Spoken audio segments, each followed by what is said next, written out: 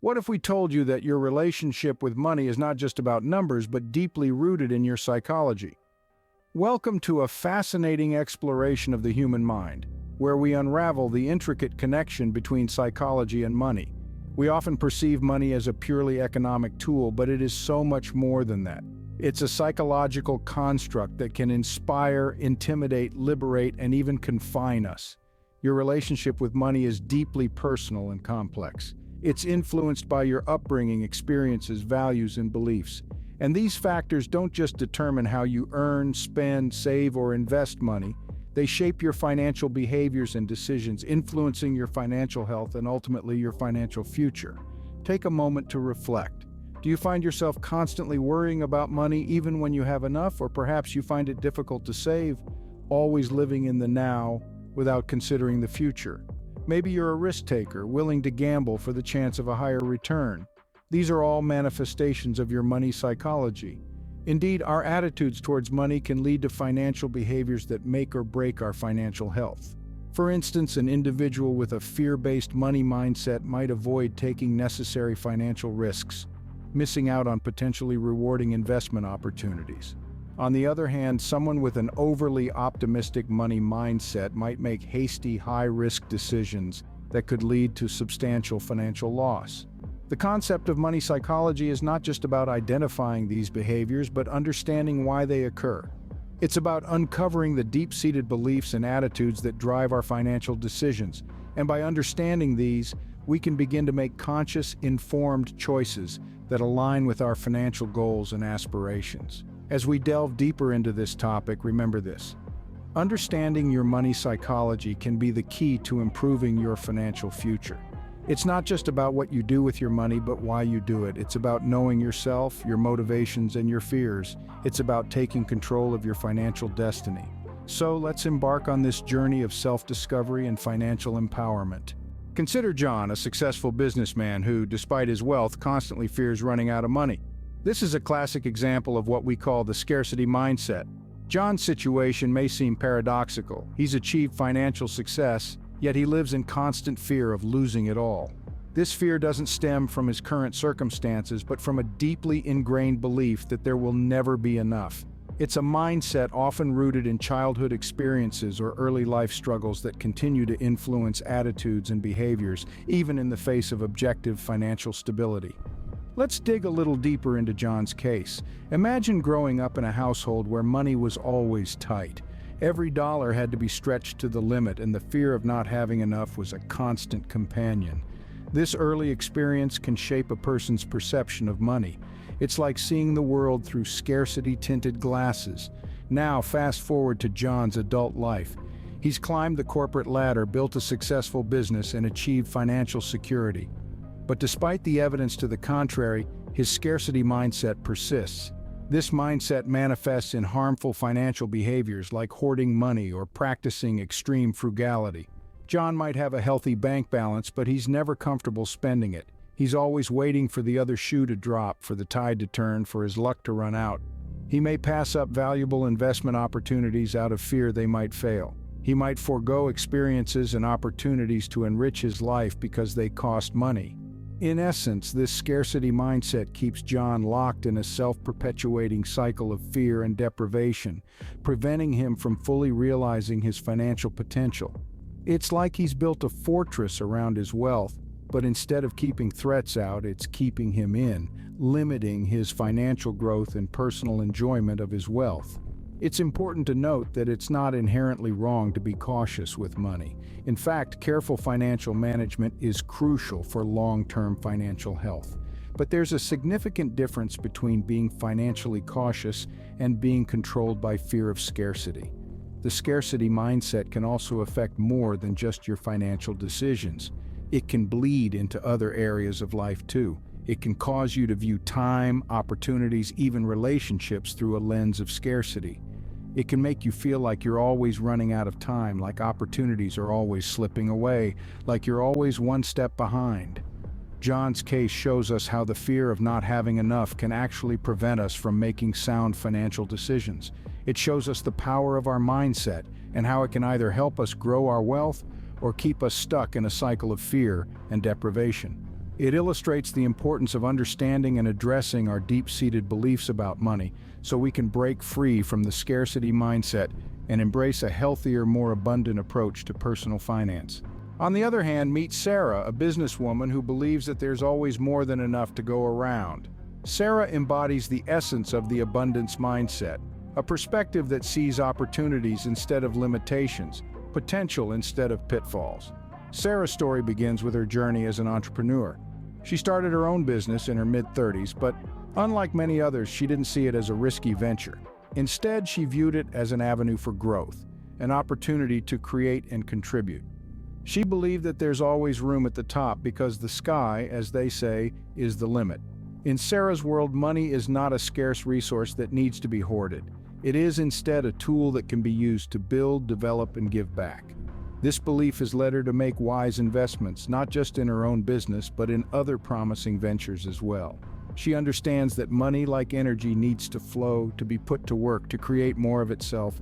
But Sarah's abundance mindset does not stop at investing. She is a generous giver too. Sarah believes that the more she gives, the more she receives. It's not about depleting her resources, but about creating a cycle of giving and receiving.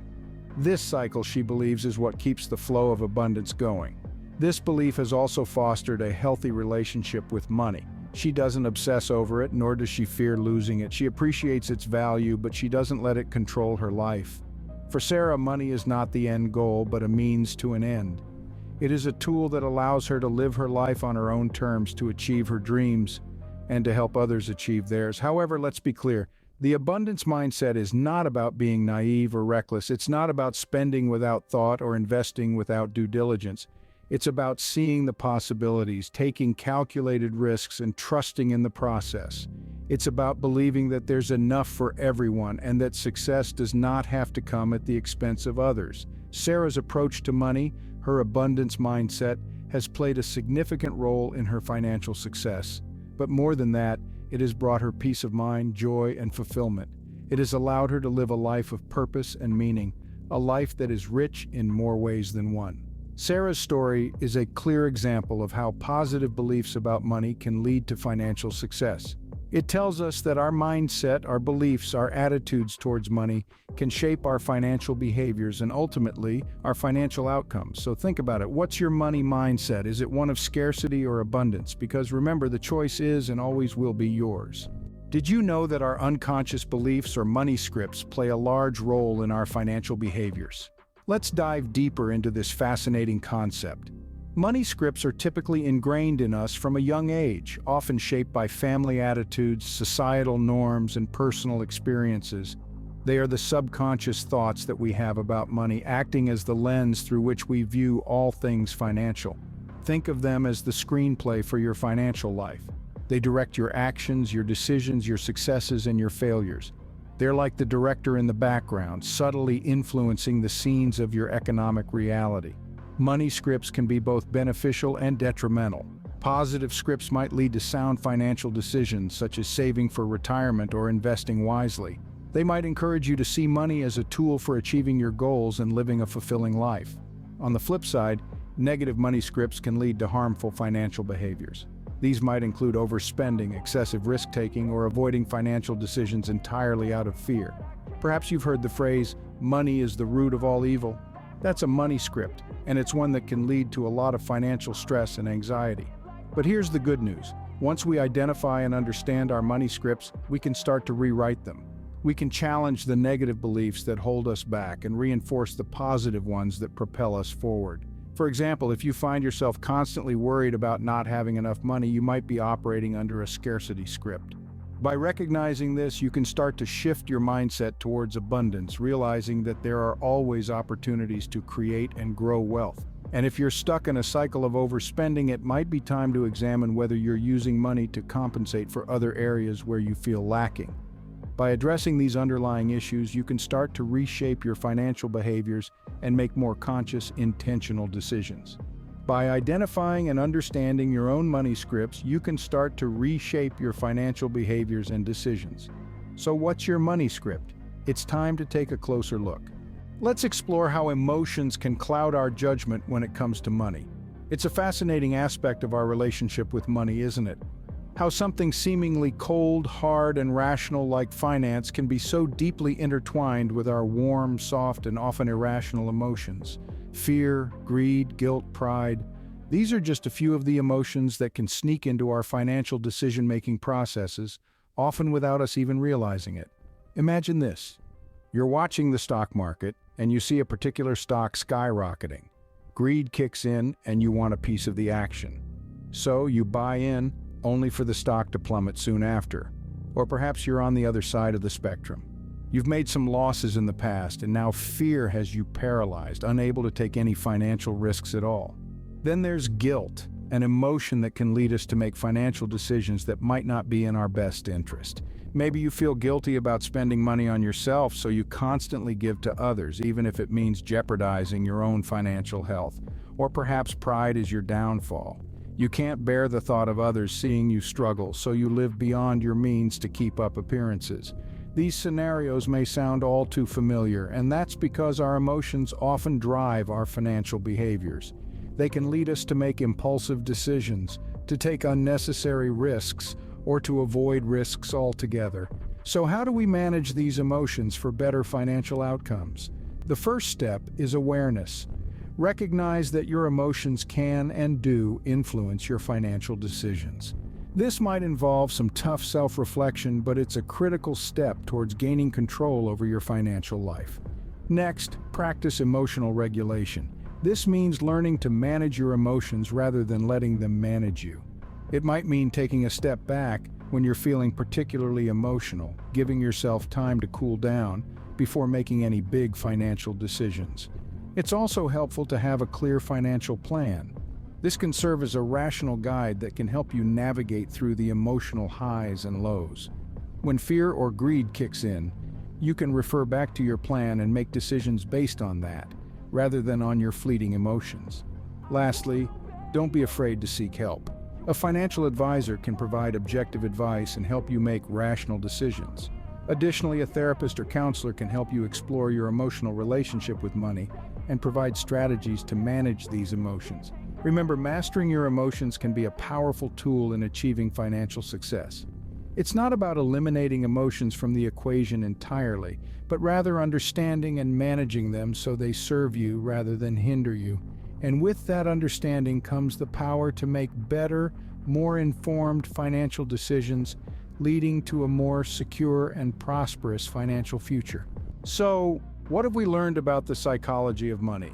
We've delved into the concept of the money mindset, unraveling the intricacies of how our beliefs about money shape our financial behaviors. It's not just about the numbers, it's also about our perceptions and attitudes. Money psychology is the hidden driver behind our financial decisions, often operating under our conscious radar. We've explored the scarcity mindset, a perspective driven by fear and lack. This mindset sees money as a limited resource, leading to a cycle of anxiety and penny pinching. A scarcity mindset can limit your financial growth and leave you feeling perpetually unsatisfied. In contrast, the abundance mindset views money as a tool for growth and prosperity. This perspective encourages a focus on possibilities rather than limitations. It fosters a sense of gratitude and the belief that there's enough for everyone. When we adopt an abundance mindset, we open ourselves to financial opportunities and growth. Our journey also led us to money scripts, the subconscious beliefs about money we've internalized from our upbringing and experiences. These scripts can range from "money is the root of all evil" to "money can't buy happiness." Recognizing and challenging these scripts can drastically change our financial behaviors and outcomes. Lastly, we've seen how emotions play a pivotal role in our financial decisions. Fear, joy, anger, surprise, all these emotions can guide or misguide our financial behaviors. By understanding these emotional triggers, we can make more informed and rational financial choices. In essence, the psychology of money goes beyond dollars and cents. It's an exploration into our beliefs, our fears, our hopes, and our biases. It's a journey into the depths of our subconscious, digging up and examining the roots of our financial behaviors. Understanding the psychology of money is a critical step towards financial freedom. By recognizing and addressing your own money beliefs and behaviors, you can take control of your financial future. We hope you liked the video. If so, it would help us a lot if you left us a comment since the YouTube neural network values this very much, and thus recommends our videos to more people. Give it a like and activate the bell so that you receive a notification when we upload our next video. So see you soon. Greetings.